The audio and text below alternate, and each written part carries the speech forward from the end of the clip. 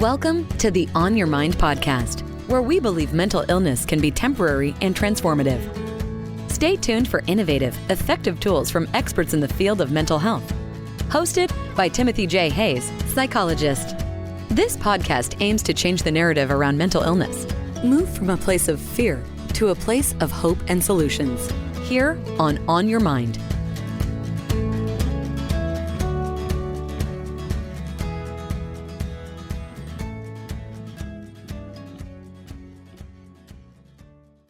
Robert Whitaker is the author of 4 books and co-author of a 5th, 3 of which tell of the history of psychiatry.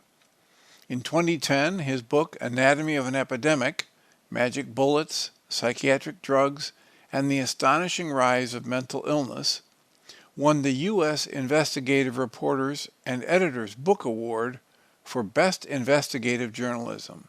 Well, so Robert, welcome. Thank you so much for joining us here today. It's a real pleasure. Thanks for having me. I'm looking forward to it.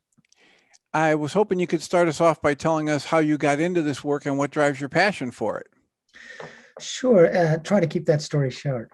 So my background, I worked for newspapers for a long time covering science and medicine. And in 1998, I was doing a series for the Boston Globe, really just looking at abuses of patients in psychiatric research settings. And at this time, I had a completely conventional understanding of psychiatry. My understanding was that researchers had discovered that depression and, quote, schizophrenia are caused by chemical imbalances, and we had drugs that fix those chemical imbalances, which, of course, is a story of great progress. And that's what I had written about as a newspaper reporter. But while doing that series, I came upon 2 studies that belied that notion of progress. One were studies by the World Health Organization, which twice compared outcomes for schizophrenia patients in 3 developing countries, India, Colombia, and Nigeria, with outcomes in the US and other developed countries. And each time they found that outcomes were much better in the developing countries, specifically India and Nigeria. And I dug into that a little bit because that seemed surprising. The story that we had organized around was a story of great medical advance, and then somehow it wasn't coming out in the outcomes. Yeah, we've got the miracle cure. How could Exactly. they get better results? I mean, that's what the chemical imbalance story is. It's a story of like a miracle cure. And I can't tell you how many times I called up psychiatrists and they told me, oh yeah, schizophrenia is due to too much dopamine. The drugs block it. It brings it back into balance. That's what I was told regularly. Anyway, in the second study, the World Health Organization investigators hypothesized maybe the reason for the better outcomes in the poor countries is they're more medication compliant. They take their antipsychotics regularly. They adhere to that treatment. Now, that's a valid hypothesis because if medications are so essential, which certainly we believe in this country related to schizophrenia and psychotic disorders, then adherence should lead to better outcomes. But what they found was that in the developing countries with the best outcomes, they used the drugs acutely, but not chronically. They only maintained about 11% of their patients regularly on the medications. Now, this sort of blew my mind because literally in this series, by the way, which I was rewarded for for the Boston Globe, one of the frameworks was you should never take away antipsychotics from schizophrenic people because it's like insulin for diabetes. But this made me wonder, have I got something wrong here? And then I found a study by Harvard researchers that looked at evolving schizophrenia outcomes over the past century. Now, again, part of the narrative of the progress is that in 1955, we get promazine. It's introduced into asylum medicine, and that makes this great advance forward. And you can even read histories of psychiatry where they compare the introduction of thorazine as similar in importance as the introduction of antibiotics in infectious medicine. And that's telling you of a great advance. But what did the Harvard researchers find? They found that schizophrenia outcomes, in fact, were in decline in the United States, and they were now no better, and in other developing countries, and they were now no better than they had been in the first third of the 20th century, long before the arrival of the antipsychotics. So both of these studies belied what I knew to be true. And that led me to get a contract to write a book called Mad in America. And basically, the purpose of this book was to investigate why are outcomes for, quote, the mad or people with schizophrenia so poor in the United States. And what I found in the course of that investigation is we have this narrative of progress around antipsychotics and psychiatric drugs, that they fix chemical imbalances. But you find that that's not true. You find that it was a hypothesis born of understanding of how drugs acted on the brain, and then they hypothesized the drugs had the opposite effect. But they actually never found that a lesion in the dopamine sections of the brain is a primary cause of schizophrenia. Then you take that same, look through the scientific literature with antidepressants, and you find the same story. Antidepressants are said to, depression is said to be caused by low serotonin. The drugs up serotonin, they fix it like insulin for diabetes. Well, what you find in the scientific literature is that hypothesis was born in the 1960s based on what the first antidepressants did. They investigated it in the 70s and 80s, and as early as 1984, the NIMH was saying, we're just not finding a lesion in the serotonergic system. In 1998, the American Psychiatric Association's own textbook said, this hypothesis hasn't panned out. And frankly, it wasn't a very smart hypothesis, because there's no reason that the pathology of a disorder should be the opposite of some drug that treats symptoms. Right. So literally what happened was, I thought, as I investigated this, we, American society and other developed societies, are organizing their thinking and their care around a false narrative, with the chemical imbalance narrative at the core of that. And then once you start digging into the narrative, the second part that you find over and over again is that while psychiatric medications, say antipsychotics or antidepressants, may provide some benefit over placebo in knocking down symptoms over the short term, you see in both lines of research on schizophrenia and depression that worries develop pretty early on that the use of these medications is actually increasing the chronicity of these disorders, the relapse rates and functional impairments over the long term. And once I began, and that I really explored that in this book you mentioned, Anatomy of an Epidemic. And think about this. Mental health and thinking about ourselves is such a critical part of our lives, and a critical part of how a society responds to problems, how it treats its kids, how you think of yourself. And writ large, what I found, and I had been a science and medical reporter for a long time. And for example, I was the director of communications at Harvard Medical School for a long time. Not a long time, but for a period of time. So I had a very solid sort of scientific training.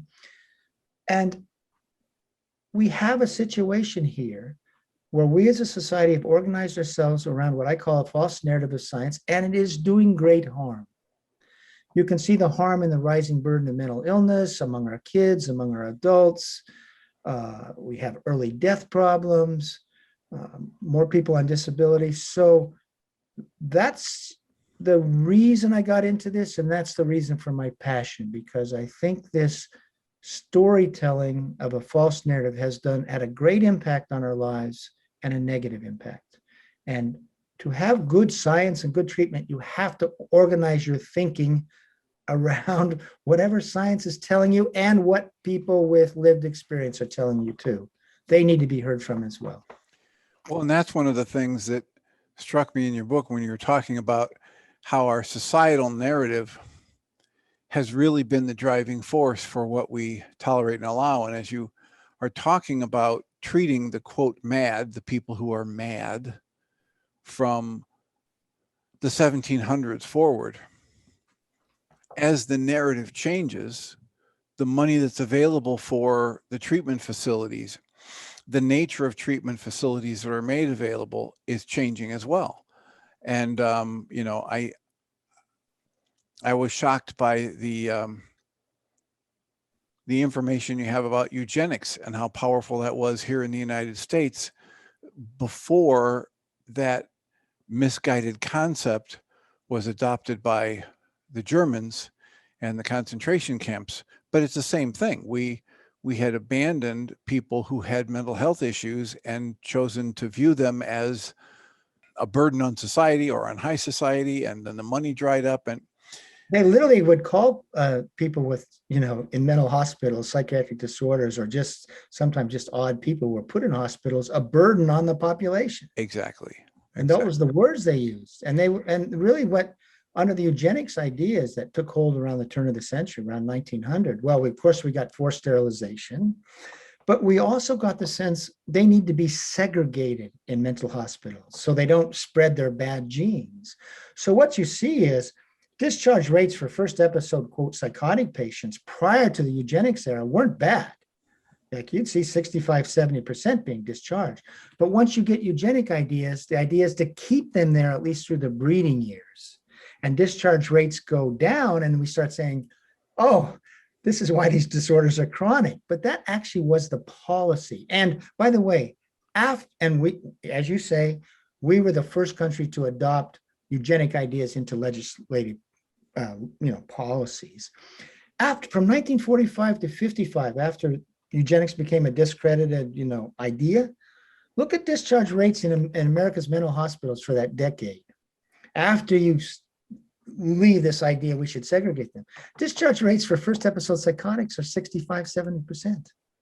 We forget that because the part of the narrative is they couldn't come out until the antipsychotics arrived in 1955. That's just not true. Discharge rates for first episode patients were already 65, 70% before the antipsychotics.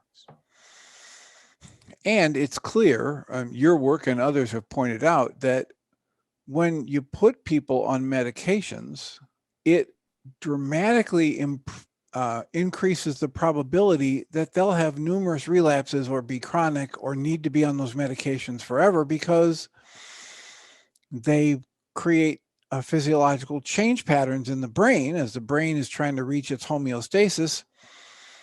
And what most of the studies that talk about withdrawal or taking people off medication, they just drop them off cold turkey or very quickly. And then they get a rebound effect and say, well, look, that means they need to be on this to prevent psychosis. Whereas people like Dr. Bregan and others point out, that's ridiculous. If you come off slowly, if you come off with the aid of some other things, if you haven't been on it too long, you don't have the chronic relapse and rebound and psychotic episodes. There's two things on this. I mean, this actually shows up shortly after the introduction of antipsychotics in the 1950s. All of a sudden, clinicians who had been used to discharge rates and people staying well rates, they noticed people were coming back more frequently now. And they called this the revolving door syndrome. Well, that was a new description of what was happening with the use of antipsychotics. And there was even a study done in Boston that showed relapse rates were higher, that sort of thing. And my frustration is what you just said. So by the way, there's never been a good placebo-controlled trial of the efficacy of antipsychotics in medication-naive patients? Never. We've never studied that. But what we hear in society is, oh, people come off their antipsychotics, they relapse, as if that's the return of the disease. Yes. But what really you see in these studies, they take chronic patients. By chronic patients, I mean people who've been on these drugs for some time, often 5, 10 years, and then they withdraw everybody abruptly, and then they immediately randomize half back to the drug that they're used to, and the other they keep off. And of course, those who are now going through withdrawal, they relapse. We know that.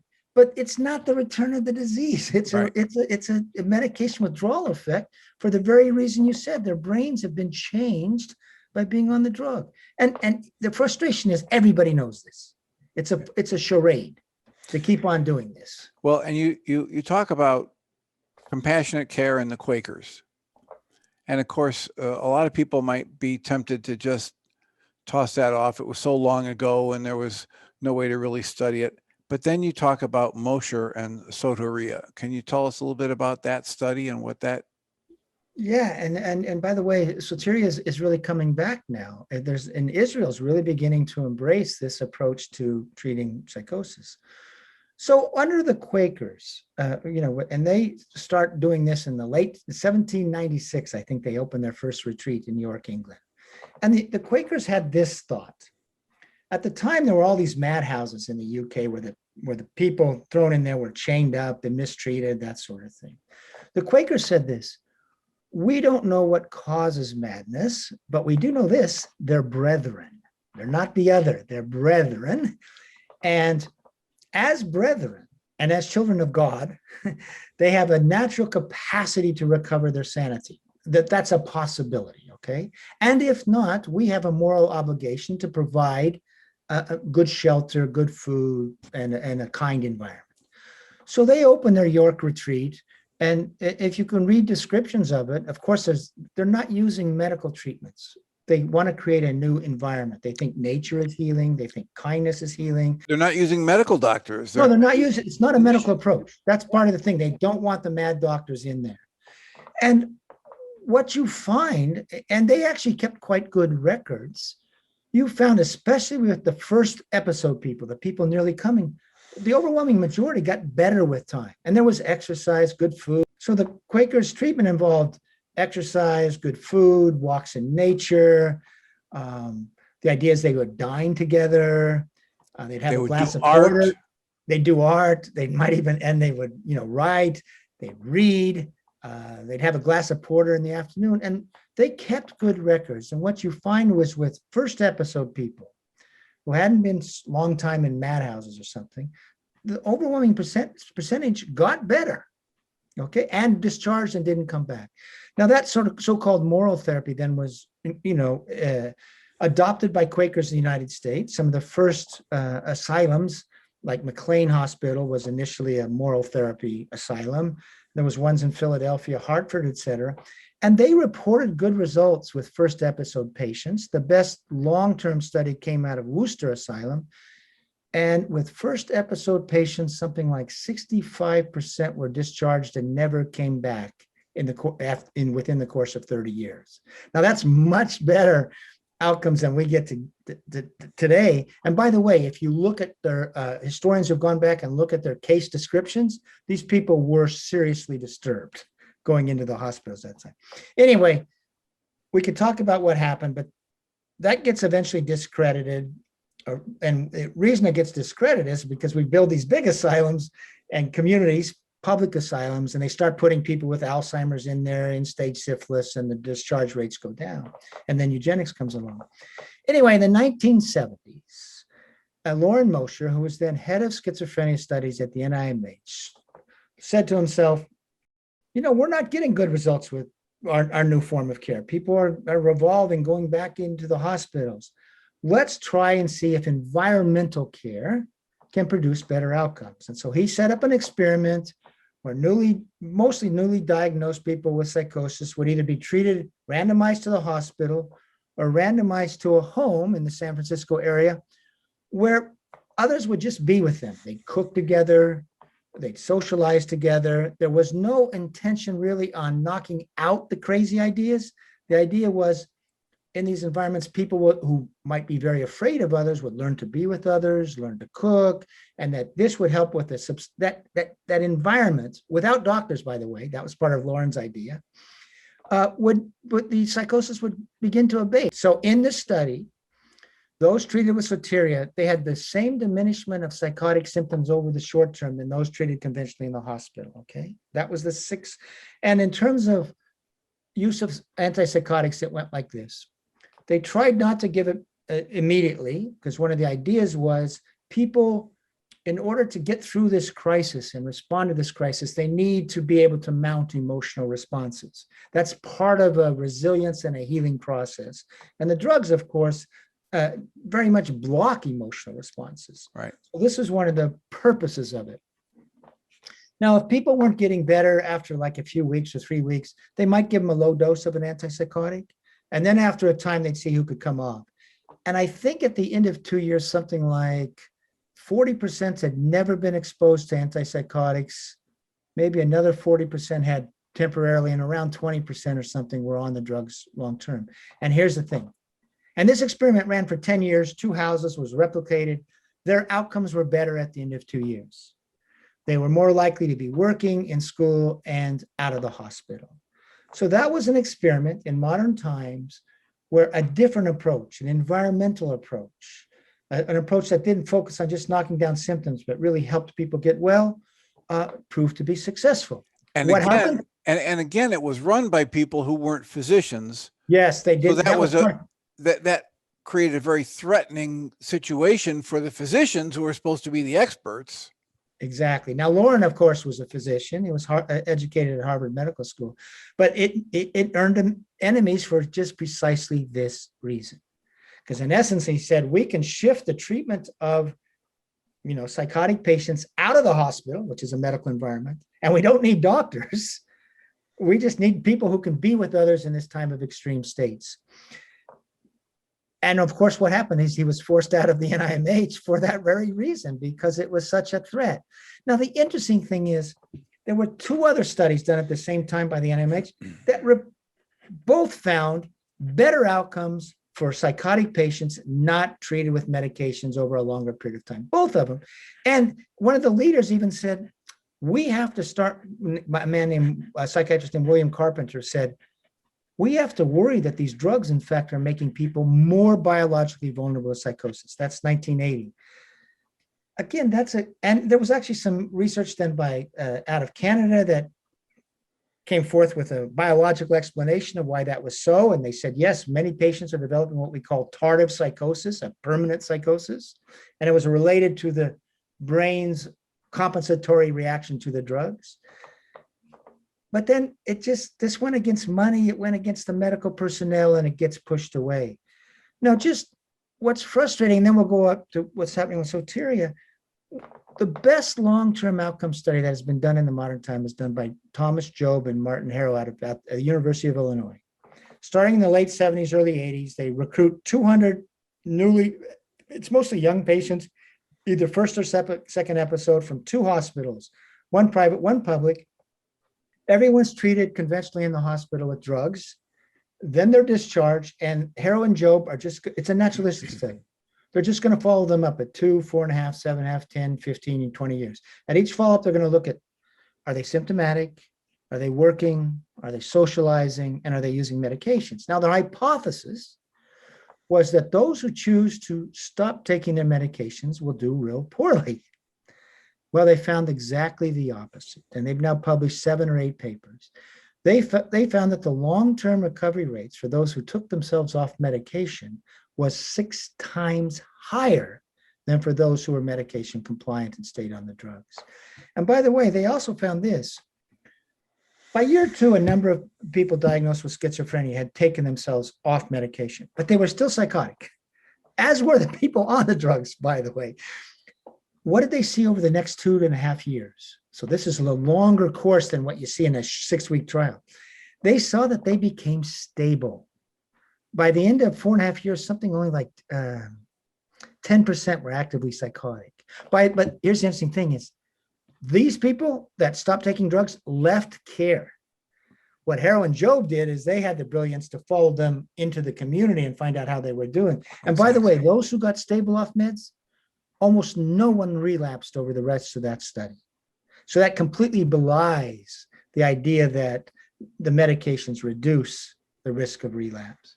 And by the way, they published 6, 7 articles on this. They've looked at this data from every possible angle. And now there's been other studies from other countries that in essence have replicated the sense that on the whole, recovery rates are higher for unmedicated patients. And then finally, you have a form of care out of northern Finland where they tried to be very environmentally focused. It's called open dialogue. And and they started this in 1990. What were their outcomes? At the end of 5 years, 80% of their patients, first episode patients, are working or back in school and asymptomatic and off antipsychotics. That was the results from their first 5-year study.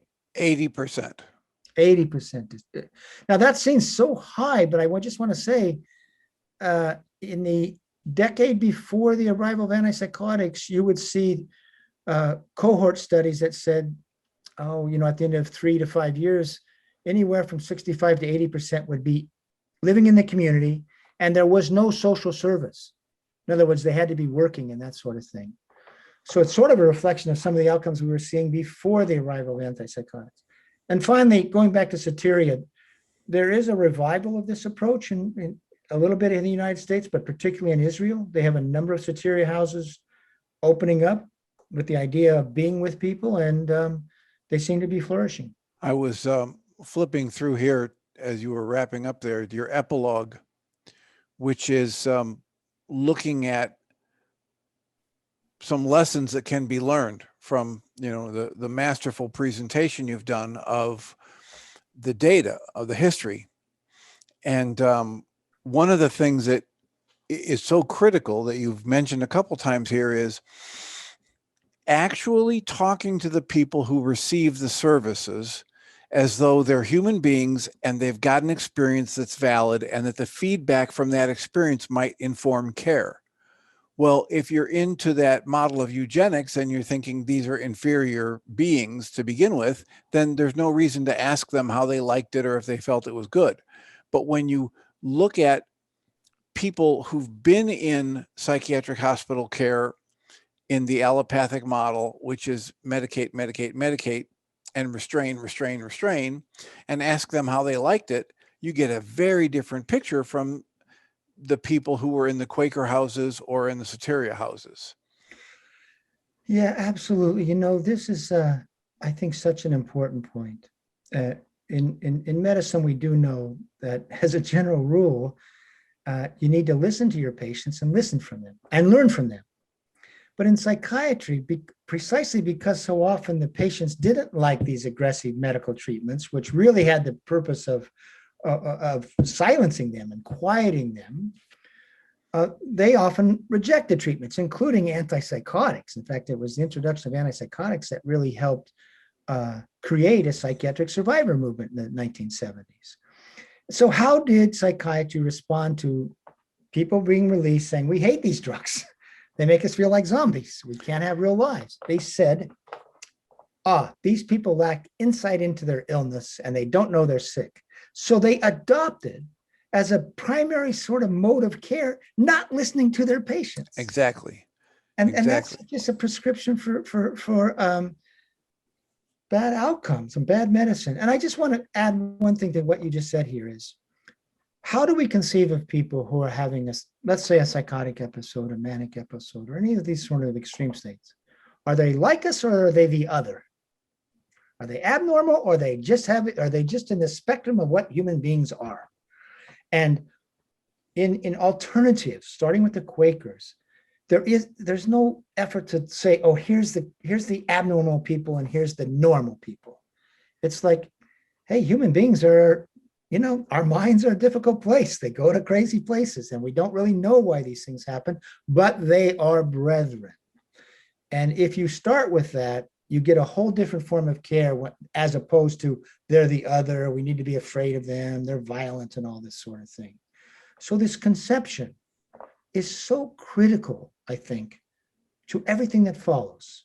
So what's you say at the top of the wish list for things that could be different, honesty is at the top of that list, right? The idea that, can we actually get the drug companies and or the physicians that are prescribing these things to be honest with people about what they can expect and what they really know and don't know. Right. As you know, it is an extraordinarily complex web of things at this point in time.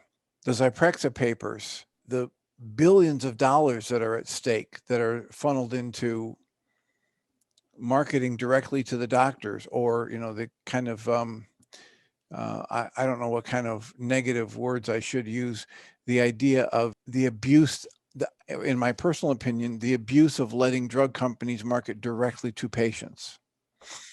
Ask your doctor. Right.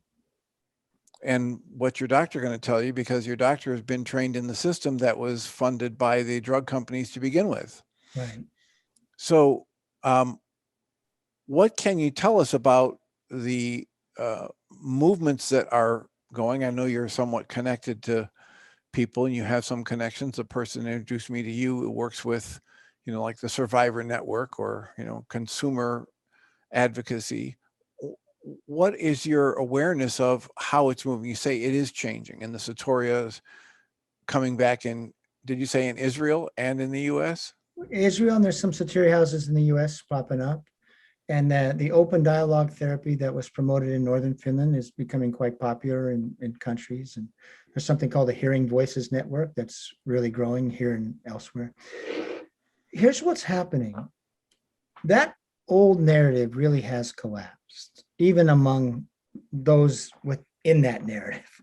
So it's openly admitted now the chemical imbalance theory did not pan out. That's number one within the biological psychiatry community.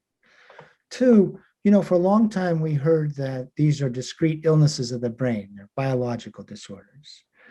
And therefore depression is a discrete illness, ADHD is a discrete illness, schizophrenia, et cetera. Well, what you see among experts in diagnosis, they're saying these are constructs, folks. We really haven't validated any of these as real disorders.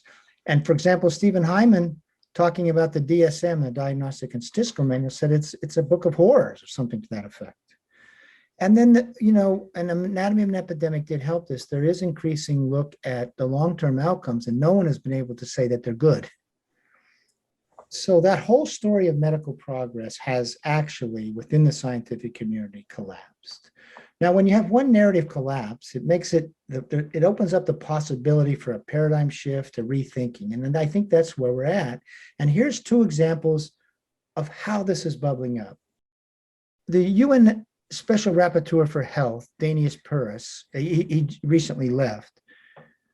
He wrote a paper when he was done calling for a revolution in mental health. And he said, we need to pay attention to social factors, poverty, inequality, poor housing, poor diet. And we need to put much less emphasis on drugs, which haven't led us to the promised land. We need to rethink this whole thing. Now, when he put that out, he got a lot of pushback, but nevertheless, this was coming from someone, the UN Special Rapporteur for Health, calling for revolution. Now, I will tell you, I run something called Mad in America website.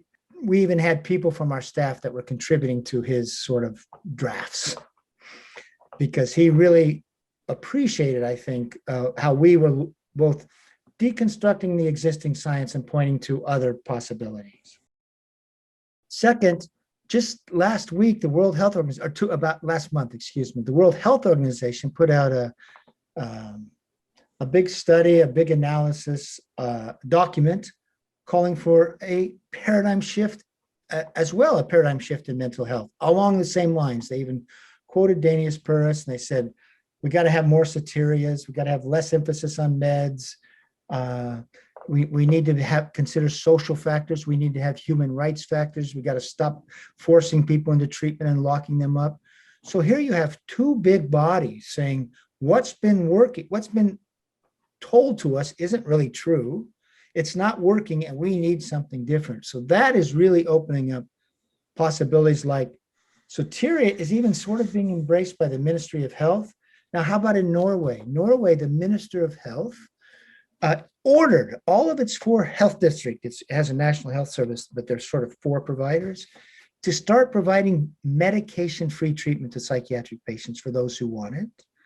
There's a hospital that opened up near Oslo that calls itself the first medication-free hospital for psychiatric patients. Now, actually, it's a place where people who usually go, who've been in the care, now want to get off the meds. But my point is, I think we're at an inflection point, or a moment where we say, okay, what we've been doing for the past 40 years in particular has failed. Disability rates, by the way, have risen in every developed country. Our kids hit age 18 now, and it's like 25% have a diagnosis. Anyway, and we also know that that whole story was a corrupt story fueled by pharma money and frankly, some guild interests. So we're at a moment now we can re-envision what we do. And I think that's happening. A lot of it is bubbling up from grassroots, but it's really getting traction. It really is. The Hearing Voices networks are spreading. The open dialogue networks are spreading. Soteria type houses are spreading. And you are seeing from the top, like the World Health Organization, like the UN Special Rapporteur, for saying like, listen, environments matter. Environments matter. So if you have bad environments and you have traumatic environments, you're going to have people suffer and struggle. And we need to bring that into our thinking. And if environments matter in causing problems, better environments can also be pathways to recovery as well. So honestly, I think there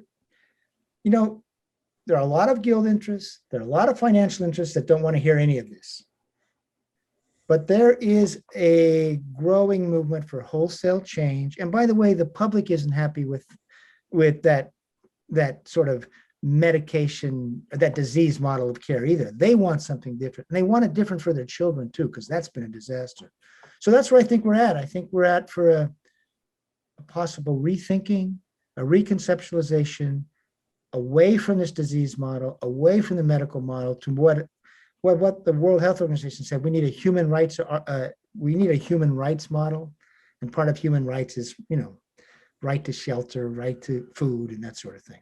Well, and the other word you slipped in there, traumatic environments, trauma, recognizing if you're looking for, most of us in the Western culture want a simple cause and effect relationship, and where as human beings, the mind, the emotions, the connection energetically to the body is not just that simple. There are a lot of different factors in there.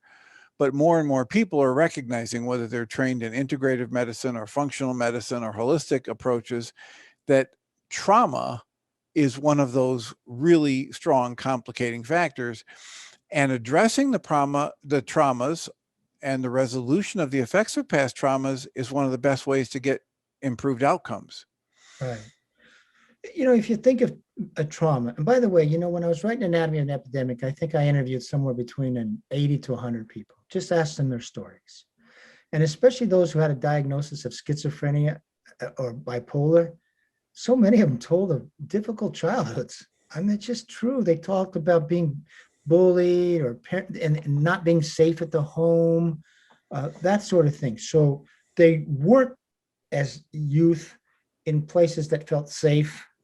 They weren't afraid. So there was a stress and isolation even as children.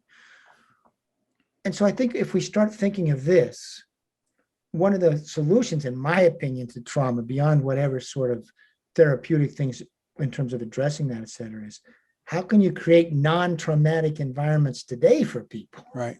Where they can be with others, they can socialize with others, they can find meaning, they can find love.